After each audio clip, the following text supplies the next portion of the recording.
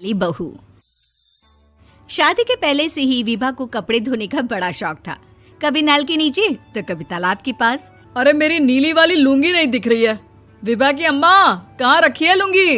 अरे वो तो विभा ने परसों ही धोकर रखी थी आपकी अलमारी में, देखो वहीं होगी। वो ना मैंने आज धो दी, मुझे लगा कि गंदी हो गई होगी। अरे कैसे गंदी हो गई थी, उसे तो मैंने पहना भी नहीं। हे भगवान, इस लड़की के कपड़े धोने की आदत से परेशान हो गया हूँ मैं। जितना तो घर में राशन नहीं आता उससे कहीं ज्यादा डिटर्जेंट पाउडर का खर्चा है। इसकी शादी करवा दो, शादी जाए अपने घर में ही करे काम, फिर चाहे घर के कपड़े धोने हो या पूरे गांव के। हाँ ठीक बोल रही हो, देखता हूँ मैं कोई लड़का। वो दिन भी आ जाता है जब विभा को देखने लड़के वाले आ जाते हैं। लड़की मुझे अच्छी लगी। होने वाली सास कहती है, बेटी अगर कुछ पूछना है तो पूछ लो। वैसे तो हमारी लड़की बहुत ही शर्मिली है, जो बोल दो वो मान लेती है, इसे क्या पूछना होगा। अरे कैसी बात कर रही हो माँ, मुझे इन लोगों के घर रहना है, सवाल तो कई है। हाँ हाँ बेटा पूछ लो ना, क्या पूछना है। आप लोगों के घर कपड़े कौन धोता है? सास का मुंह बन जाता है। देखो अगर तुम ये कहना चाहती हो कि तुम्हें कपड़े धोने नहीं आते तो सुन लो, कपड़े मैं ही धोती हूँ, लेकिन तुम्हारे आ जाने के बाद मैं रुमाल तक नहीं धोऊंगी। अरे चुप रहना भाग्यवान, बहू बेचारी घर आई नहीं, उसे डराना शुरू कर दिया।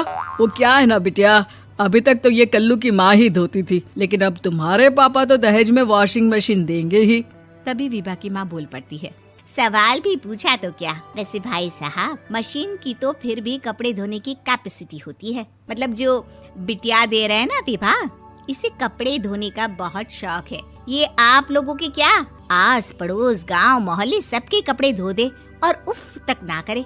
बाहर देखा नहीं आपने कितने कपड़े सूख रहे हैं, सब हमारी बिटिया ने ही तो धोए हैं। बस भी करो ना माँ, शर्म आ रही इतनी तारीफ सुनकर।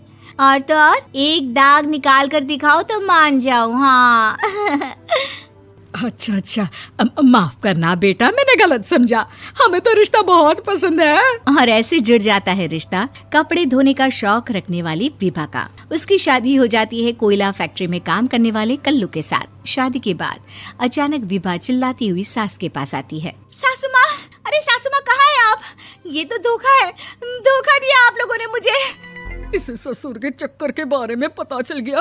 अरे तो उसमें तुझे क्यों धोखा मिला है? अरे नल में पानी नहीं आता, कपड़े कैसे कब धुलेंगे? अच्छा अच्छा, तू पानी नहीं आ रहा उसकी बात कर रही है। तो आपने क्या सोचा? कुछ नहीं। अच्छा हाँ, तेरी माँ ने कहा था कि कपड़े धोने का शौक है तुझे, याद आया मुझे।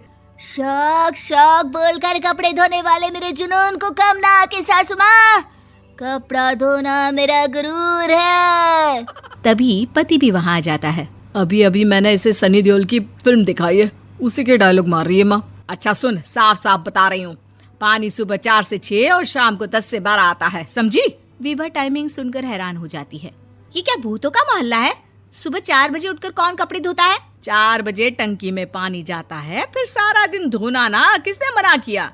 अरे कैसी बात कर रही हैं? 200 लीटर की टंकी में कितने कपड़े धो लूंगी मैं, सुबह ही उठ जाऊंगी मैं। अब क्या था, विभा सुबह 4 से लेकर रात के 12 बजे तक कपड़े ही धोती रहती। एक रोज सास पड़ोस से निकलकर कहीं जा रही होती है कि साथ वाली कहती है, हाँ कल्लू की माँ, जरा ये बताओ कि 2 साड़ी है, 2 ब्लाउज और एक पेटीकोट और एक नाड़े वाला लंबा कच्छा।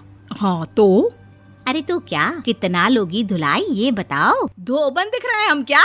हमारे पति सरकारी नौकरी से अभी अभी रिटायर हुए हैं और बेटा सुपरवाइजर है कोयला फैक्ट्री में।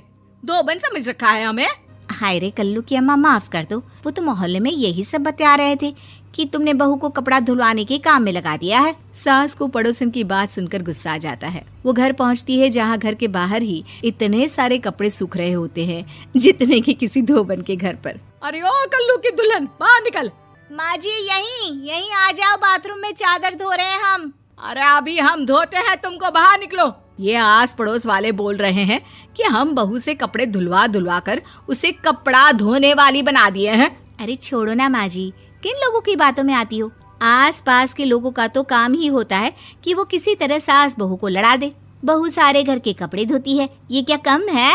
बोलिए। सास को भी लग जाता है कि वो बहू का ये सनकीपन नहीं छुड़वा सकती, इससे अच्छा है कि खुद ही चुप हो जाए।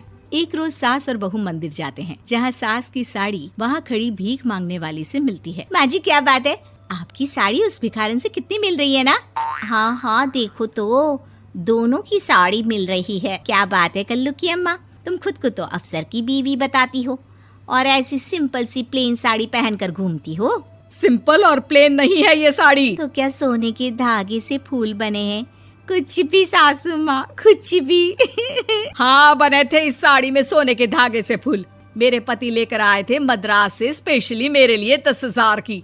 ताहे भाई साहब इस भिखारन के लिए भी सेम टू सेम साड़ी लेकर आए होंगे 10,000 की।